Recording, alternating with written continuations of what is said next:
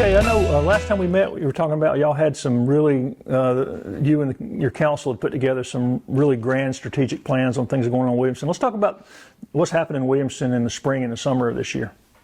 So in the spring, we had our concert series. We had 3 separate groups sponsored by Envision Williamston come out and play. Those were very well attended in the park. We had some really nice, cool weather that we were able to enjoy and sit out and listen to some music and have a good time. Lots of families got to come out, play pickleball, and enjoy the park and all of our amenities and listen to some live music. And then we most recently had Spring Water Festival that came up just a couple weekends ago. It was very well attended. It was hot, but very well attended, and a lot of good time had by all. Before we get away from the park, that park is, I mean, sort of the signature landmark for Williamston. The entire town was founded around it. Remind people who may have missed this, we have a lot of newcomers, exactly why that park's so important. So it's the oldest public park in the United States, or the second. We're in run, I think we're Boston Commons, I think maybe it is. But regardless, our park was built in 1842, was donated as a public park in 1842. So a lot of history behind the park, and obviously the town was founded around the Mineral Spring and Williamston Park. So a lot of historical significance and a lot of good memories out there in that park for many, many people. And there was a big hotel here, right? Yeah, the Mammoth Hotel. So the Mammoth Hotel was built in the mid-1800s, shortly after the park was founded. You had the spring obviously came up, and word gotten around that spring had medicinal healing qualities, so people travel from all around. The railroad had just started coming through here, so obviously people were able to be mobile across the country. So we had droves and droves of people came to Williamston, and the Mammoth Hotel was built to accommodate them. You had fine dining, dancing, about any kind of high-end amenity that you would ever expect in a small town. And Williamston became known as the Saratoga of the South for those healing springs. And the hotel burned, though, at some point. The hotel did burn down. It's such a shame that we don't still have that hotel here. But we still have the spring here, and lots of people still come out. Matter of fact, during Spring Water Festival, council was filling up cups and passing them out. The spring water, I think you might have even covered that, Greg. And a guy came from Westminster. He drives once a week and fills up glass jugs with the spring water. And it's fantastic. We enjoy the spring water very much. And let's talk about housing. Y'all have had quite a few housing starts since the beginning of the year, right? Yeah, so then they're going up quick too. So right by Palmetto Middle School, there at the corner of Middleton and Minor Street, we've had Palmetto Point went up, and I want to say there's 30, 40 homes, of which 10 are under construction right this minute, roughly 10. So that's a pretty decent development, very nice development with curb and gutter. That's one thing that we're starting to require in these new subdivisions that are coming up. We don't mind the growth. We just want it to be quality growth. We don't want row home builders to come in and throw something up, make a quick buck and out the door. We want these to be long-term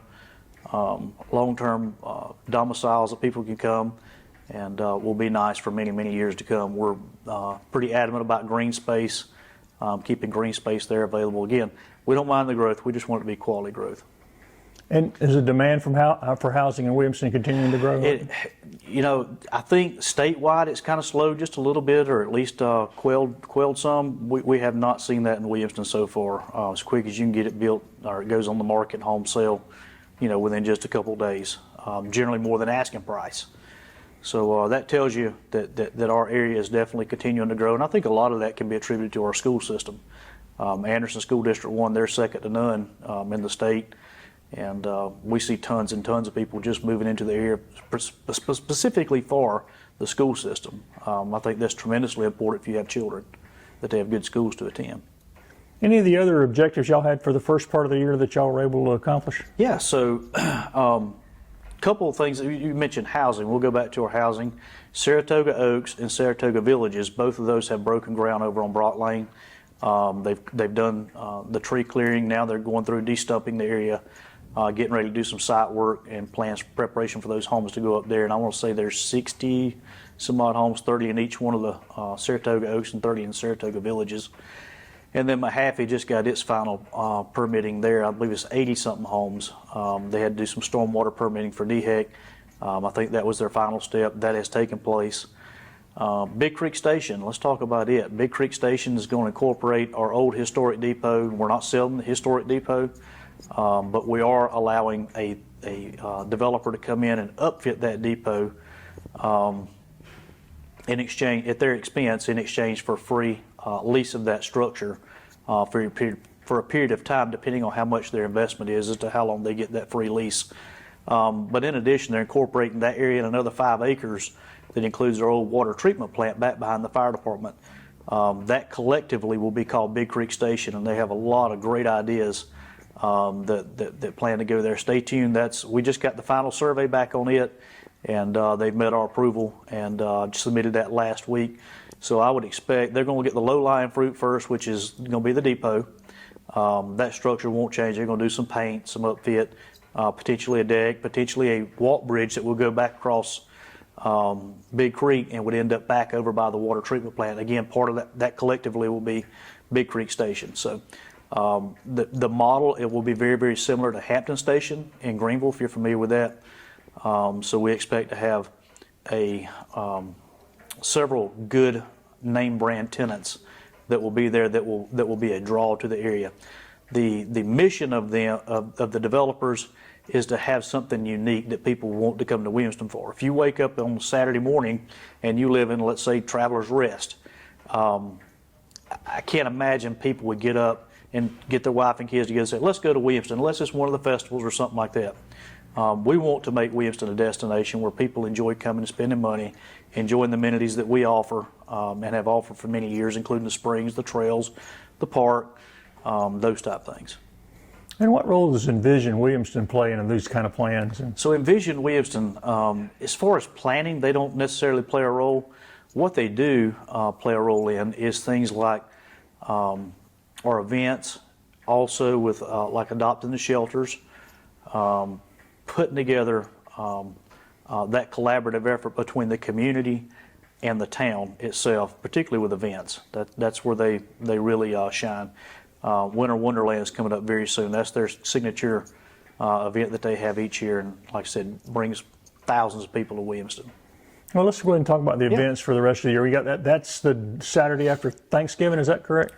Winter Wonderland will be 11/26, so November the 26th. I don't know. I believe that's actually a Sunday. I think. Okay. I could be wrong. So you talk about the events that's coming up. On 21 October, we've got Boo in the Park. That's obviously where we'll have thousands of kids will come out to Mineral Spring Park. We'll have several businesses and vendors and stuff set up that'll be distributing candy. Everybody bring their newest costume, and they'll do some contests and stuff like that to judge costumes. Boy, the lines are long for that too. Oh my word! So last year, instead of them just lining up down Main Street, we routed them around through the park loop, and we ended up almost doubling back on itself. So that tells you there's thousands of kids and their parents and stuff comes out to enjoy that. Again, some of you churches will be giving out hot dogs and water and stuff like that. So a lot of fun to be had by all. So that's on October 21st. On the October the 20th, we'll have the Palmetto Business Association golf tournament. I believe that's held at Saluda Valley this year. That's always a good time. It's a good fundraiser for the Business Association. What is that? Tell me a little bit about the Business Association. So, used to be called the Greater Williamston Business Association. Now it's called the Palmetto Business Association because it encompasses business from everywhere from Anderson to Pelzer, West Pelzer, basically within about a 10-mile radius of Williamston. It's a collaborative effort between those businesses to get together, figure out what works for each business and to try to grow those businesses. It's also a great networking tool for other business owners to find out about services that are offered local, so we keep money local. And then again, like I said, on November the 26th, we have the Winter Wonderland. That's become Envision Williamston's signature event. You'll have snow out in front of Town Hall. You have caroling. You obviously have Deck the Halls with all the Christmas tree lights. The park comes alive with lights everywhere. You'll have carriage rides, free carriage rides from Main Street will be shut down, so you'll be able to ride carriages throughout the park. Obviously, I'll be lighting the Christmas tree, and hopefully it'll go on the first try. We've had a couple of hiccups here and there when you get thousands of people at one place at one time. Obviously, that kills the cellular network and the Wi-Fi network, and our tree actually operates on Wi-Fi, so I'm able to hit a button on my phone, and voila, it's supposed to come to life. And no matter how many times I try it, it works great when there's not thousands of people here. When there's thousands of people here, I start sweating because you never know whether it's going to work or not. So hopefully it'll light up without any problems this year. So that's on 11/26. We'll have our parade, our Christmas parade on December the 2nd at 3 p.m. That's a little bit later than what we normally have. So hopefully you'll be able to see the lights a little bit better toward the evening, the floats and stuff that'll be decorated with the lights. You'll be able to see them a little bit better than a noon or a 2 o'clock parade, which we normally do. What about other things that you and council have identified for the last part of the year here? Anything else y'all want to see accomplished before January? So we've got a couple things. We're doing some major improvements down at Brookdale Park. That's a community park located in the historically African American community. A couple things that we've done. We bought some brand new basketball goals. Myself and town staff have got those installed. We've got resurfacing of those courts going on. I just got some quotes in. We're planning on lighting those courts up at night, but obviously that requires some nice stadium-style lighting. So we hope to have that installed by the end of the year. That's at least a goal. And then council will be meeting in the next couple months for some strategic planning on what we'd like to see with hospitality tax. And Greg, I'll tell you my thoughts on hospitality tax. Some jurisdiction will take the hospitality tax and use it for a kind of a one and done event. And that's great. We can still have events. The problem with that is that let's say that you have 1,000 people show up to an event. That would be a successful event. And that event costs $15,000, and everybody buys a cheeseburger from McDonald's, and the 2% hospitality tax, that still does not cover the cost of that event. So my thoughts are you spend the majority of that money on tangible things like pickleball courts, like park improvements, basketball goals, things that will continue to bring people in for 20, 30, 40, 50 years to come.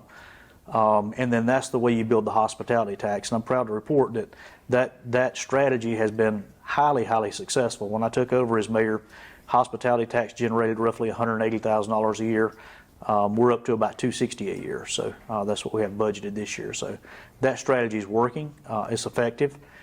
And long after my term is over, I'm hoping that we'll continue to build on those successes. So we've got some strategic planning to do.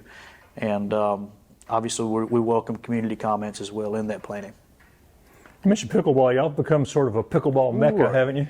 Yeah, it's kind of gotten crazy. When our pickleball courts first opened, they've always been busy, but now it's gotten to a point where it's hard to find a court.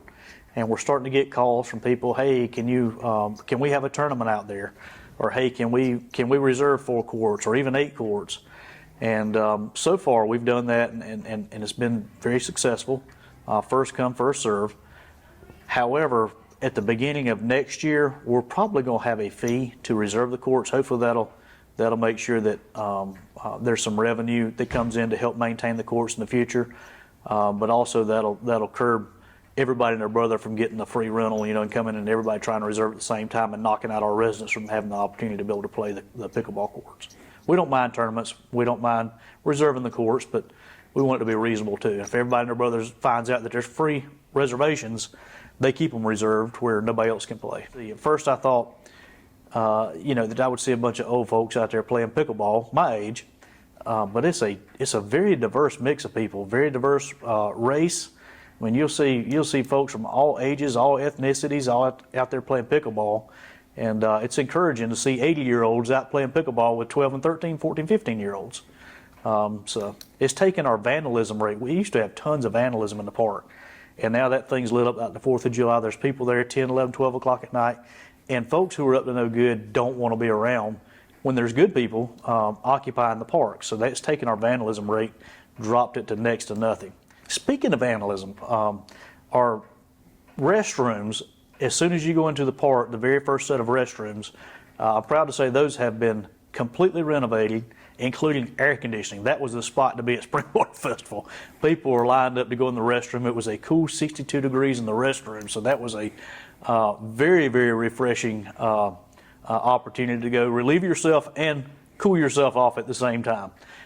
Those will be special event restrooms. That used to be tons of vandalism in there. So those will be locked up and secured unless we have a special event. And so instead of bringing out porta potties, we now have air-conditioned restrooms that you can go use. So that's been a big hit as well. Those are complete. Y'all are continually upgrading things in the park too. Oh, absolutely. It's not just Mineral Spring Park, though. You've got Brookdale Park that we've been working on. We've done some shelter upgrades there, and we may end up actually replacing a shelter out there. We've got one that some of the concrete is not quite level, so we'd like to try to remedy that. Those will be talks, some of that discussion that council has as far as a strategic plan on what we do with hospitality tax. And again, for those of you who don't know, hospitality tax is 2% on prepared foods. That can only be used to bring people into town who would not ordinarily come. So basically it's tourist money. Again, it generates roughly $260,000 a year is what we're budgeted this year. That's a significant source of revenue for the town. It keeps the grass cut in the parks. It keeps the trees when they need to be trimmed, that type of thing. There's a lot of maintenance goes on in these parks, and so my take on it is let's take 10% of those monies that are generated annually and do some big projects with it, just like the pickleball courts. And how difficult would it be to maintain stuff like this without the hospitality tax? I'm going to tell you, Greg, with Act 388 in place, it would be absolutely impossible because the maintaining of those parks would have had to come from the general fund, and we just don't have it. And we couldn't raise taxes fast enough or generate enough revenue to be able to maintain the parks. It would be detrimental if we did not have the hospitality tax. I know the county's talked about doing hospitality tax at some point in time, and I think that if they presented a good plan, an equitable plan throughout the county, that I think the majority of residents would get on board with it. Again, I don't know how we'd survive without it. We certainly would not have the amenities and the nice parks that we have without it. We would love to have you come spend the day in Williamston. A lot of activities, a lot of good things to do. There's some hint of a few more businesses opened up that I can't talk about right now, but look forward to some information on Big Creek Station coming soon. I hope to have some signs, some social media that'll come out from Big Creek Station, and we'll be able to push that out on the town's website and social media platforms as well.